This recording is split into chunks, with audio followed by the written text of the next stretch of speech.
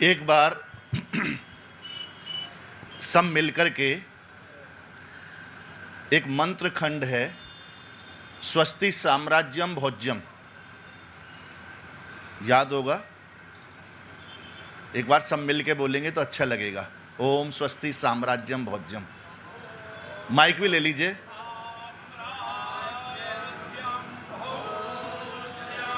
स्वराज्यं वैराज्यं पारमेष्ठ्यं राज्य महाराज्यमाधिपत्यमयं समन्तपर्यायी स्यादो सार्वभौमः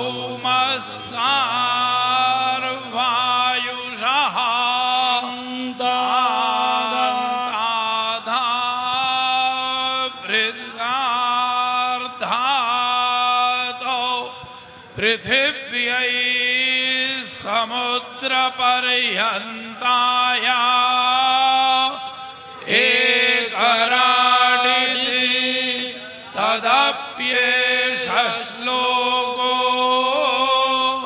विगीतः मरुतः परिवेष्टारः मरुतस्या वसंगृहे आवीक्षितस्य गामप्रे विश्वे देवा सभासद इति। ओम। अभी हमने एक मंगलाचरण का पाठ किया। सर कह रहे थे कि हमारी संस्कृति सभ्यता के मूल वेद हैं। अभी हमने जो ये पाठ किया, इसमें यदि आप ध्यान से सुनेंगे तो स्वस्ति साम्राज्यम भोज्यम, सारी दुनिया के राज्य की बात की गई है। और हमारे यहाँ जो प्रमाण मिलते हैं, मनुस्मृति का बहुत सुंदर है।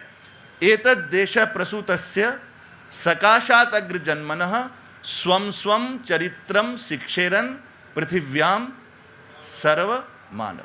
सारे मानवों को शिक्षा हम ही ने दी है। सर केवल ये नहीं, केवल ये भारत भूखंड की चर्चा नहीं करनी, पूरा जो विश्व है ये वेदों से अनुप्राणित रहा है। जब मैं ये बात कहता हूं तो आदमी चौंकने लगता है कि क्या बात कर रहे हैं।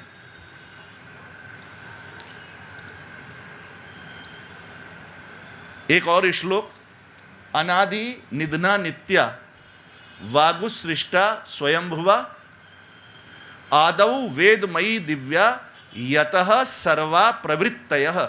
जितनी प्रवृत्तियां हैं वेद से ही हुई हैं।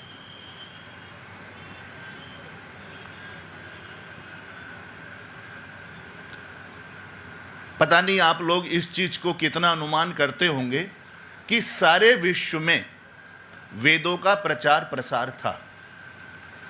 हमारी अकर्मण्यता, बौद्ध धर्म का प्रचार प्रसार, वो धीरे धीरे हमको समेटता हुआ यहां तक ले आया।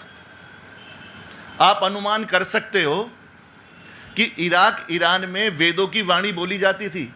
किसी को अनुमान है? नहीं अनुमान तो मैं आपको बताऊंगा, गूगल बाबा आपकी सहायता करेंगे। आप केवल लिखिएगा हित्तीज और मिट्टीज की संधि। वहां पर दो कबीले थे, हित्ती और मिट्टी, हित्ताई मिट्टाई भी कहते हैं। उनमें से एक का नाम खत्ती भी है। ये लगभग ईसा से 1400 वर्ष पूर्व, ईसा से 1400 वर्ष पूर्व का मतलब कितना हो गया? 3400। और वो साम्राज्य जो स्थापित हुआ है, जो गूगल बता रहा है, लगभग ईसा से 1750 वर्ष पूर्व। बस गूगल बाबा को आप जैसे कहेंगे आपको तुरंत आश्चर्य होगा कि आज से 3750-3800 वर्ष पूर्व वो दोनों सभ्यताएं, वो दोनों कबीले जब अपनी संधि कर रहे हैं, तो उस संधि में जानते हैं किसको साक्षी बना रहे हैं? आज जैसे हम साक्षी लेते हैं तो गीता की साक्षी लेते हैं, कोई कुरान की साक्षी लेता है, कोई अपने आप अपने अपने विधा से साक्षी लेता है। वो दोनों कबीले जब आपस में संधि कर रहे हैं तो वो किसकी साक्षी ले रहे हैं? वो ले रहे हैं इंद्र की साक्षी, वो ले रहे हैं वरुण की साक्षी, वो ले रहे हैं नासत्या अश्विनों की साक्षी, वो ले रहे हैं मिंद्र की साक्षी, कि हम इनकी साक्षी करके बात करते हैं कि हमारे आपस में जो विवाद हैं वो अब सुलझ जाएंगे। देखिए, मैं आपको बात कर रहा हूं, और ये तो जब भी आप किसी अभी गूगल बाबा में देखना चाहेंगे तो गूगल आपको दिखा देगा, वो शिलालेख भी उपलब्ध है। और नहीं तो दिल्ली जाएंगे तो पुरातत्व संग्रहालय में उसकी रिप्लिका रखी हुई है, वहां पूरा साफ साफ, भाषा थोड़ी अलग है किंतु उसका भाषांतर मिलता है। देखिए कहां वेदों की प्रवृत्ति है आज से। और ये जो मैं बताना चाहता हूं, ये बेबीलोनिया, इराक, ईरान का जो इलाका है, ये उस इलाके में इनका साम्राज्य था। और आप ज़्यादा पढ़ेंगे तो आपको आश्चर्य होगा कि वहाँ के राजा के नाम भी, जितने राजा लोग हैं उनके सारे के सारे राजाओं के नाम हमारे वेदों के आधार पर हैं। उनकी राजधानी का नाम है वसुखानी। वसुखानी समझते? धन की खानी, खान, धन की खान। ये तो बात मैंने आपको इतिहास की बताई। सर दूसरी बात आपसे कहना चाहूँगा, ये जिस भाषा के पीछे हम पगलाए हुए रहते हैं, भारत का एक एक प्राणी, एक एक बच्चा, सरकार, सब लगे हुए हैं कि सब लोग अंग्रेजी बोलना शुरू कर दें। ये सारी की सारी अंग्रेजी लैटिन से और ग्रीक से, और ये लैटिन ग्रीक ये सारी की सारी संस्कृत से। मैं इधर से वेद मंत्र बोलेंगे और मैं आपको दिखाऊंगा आप अंग्रेजी वाले कैसे उसको चुरा करके अपनी भाषा को बोलते हैं।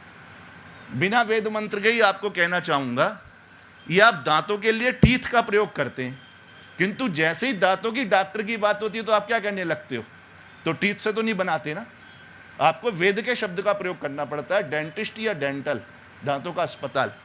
ऐसे ही आप पैरों के लिए फुट या फुट का प्रयोग करते, किंतु जैसे ही आपको पैदल चलने वाले का प्रयोग करना तो आप क्या करने लगते हो?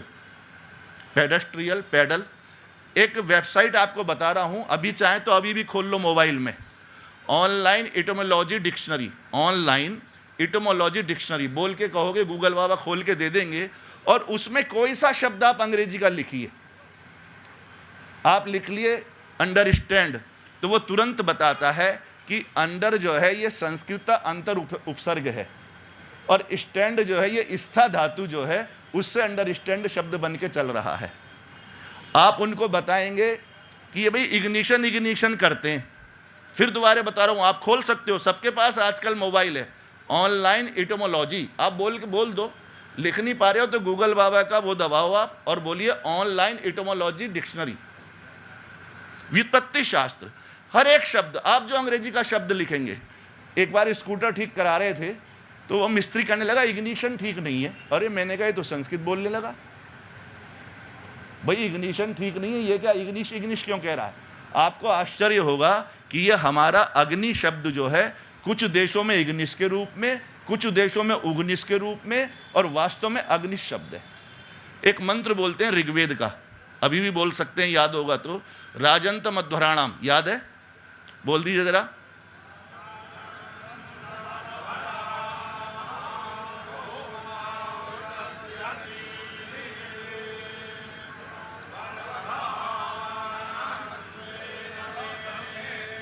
इन्होंने एक शब्द का प्रयोग किया, वर्धमानम स्वेदमे। हमारे घर पर प्रभु को कह रहे हैं कि प्रभु हमारे घर में विद्यमान हो और हमारे घर में हमारी भक्ति भावना बढ़ती रहे, तो यहाँ दमे शब्द का प्रयोग हुआ है। आपको आश्चर्य होगा कि दमे शब्द का प्रयोग बोलचाल की संस्कृत में केवल एक बार होता है, एक शब्द में। पूरे कहीं भी लौकिक साहित्य में, बोलचाल की भाषा में आप दम शब्द का प्रयोग नहीं करते, केवल एक स्थान पे करते, और वो है दंपति, जब हम पति पत्नी के लिए शब्द। किंतु जितनी यूरोपियन भाषाएं हैं, फ्रेंच, जर्मन, अंग्रेजी, सब के सब घर के लिए दम शब्द का प्रयोग करते हैं। एक हवाई जहाज की अड्डा होता है इंटरनेशनल, दूसरा सर दूसरा कौन सा होता है इंटरनेशनल के अलावा? अब आप संस्कृत के शब्द का प्रयोग करोगे, डोमेस्टिक। एक हम गृह निवास प्रमाण पत्र बनवाते हैं, क्या कहते हैं? डोमेसाइल। हमारा जो कंप्यूटर की जगह होती है उसे हम क्या कहते हैं? डोमेन, अपना जो अधिकार क्षेत्र है। ऐसे एक मंत्र और है, इंद्रस्य नु वीर्याणि प्रवोचम, इंद्रस्य नु वीर्याणि प्रवोचम। अब यह नु शब्द है, तो नु शब्द का अर्थ होता है अभी। और आप देखो उस नु शब्द को आप अंग्रेजी में भी बोलते हो, नाउ तो कहते ही कहते हो, और हिंदी में भी नवीन, नूतन, इस तरह से प्रयोग करते हैं। मतलब मुझे इतना आश्चर्य होता है कि इस डिक्शनरी में जिस शब्द को हमने लिखा वो शब्द कहीं ना कहीं जाकर के संस्कृत से जुड़ गया। तो देखिए दोबारा अब मैं तो फिर वही बात कहना चाहूँगा कि हमको फिर पुरुषार्थ करना होगा। भाई हमारे पूर्वजों ने पुरुषार्थ किया तभी तो सारी दुनिया में वेदों के शब्द फैले। तो अब दोबारा पुरुषार्थ की आवश्यकता आ गई है और प्रकृति ने वो पुरुषार्थ का वातावरण बना भी दिया। वसुधैव कुटुंबकम, मैं तो कहता हूँ वसुधैव कुटुंबकम वेद के माध्यम से ही हो सकता है।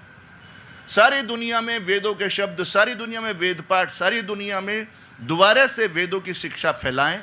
इसी के लिए ये जो क्षेत्रीय सम्मेलन है, अभी तो क्षेत्रीय सम्मेलन कहाँ का है, ये हमारा उत्तर प्रदेश का भी एक हिस्सा है, बल्कि क्षेत्रीय सम्मेलन होना चाहिए देशों का, कि सार्क देशों का क्षेत्रीय सम्मेलन हो रहा है, वहाँ के वेद पाठी, वहाँ के वेद पाठी आ रहे हैं, किंतु उसके लिए लगना पड़ेगा। देखिए एक मंत्र और यदि मेरे साथ बोल देंगे, यो जागारा तम ऋचा कामयन्ते, याद है, यो जागारः तम ऋचः कामयन्ते, यो जागारः तमु सामान्यन्ति, यो जागारः तमयम सोम आह तवाहमस्मि सख्य नुका। जो जागता है उसको ही वेद की ऋचाएं मिलती हैं और वही वेद ऋचाओं को प्राप्त करके सब जगह पहुंचा सकता है। जो जागता है उसको ही ज्ञान मिलेगा, जो जागता है उसी को धन संपत्ति मिलती है। तो अब दोबारा से जगने का समय आ गया, जगें और दुनिया को जगाएं। उत्तिष्ठत जाग्रत प्राप्य वरान निबोधत।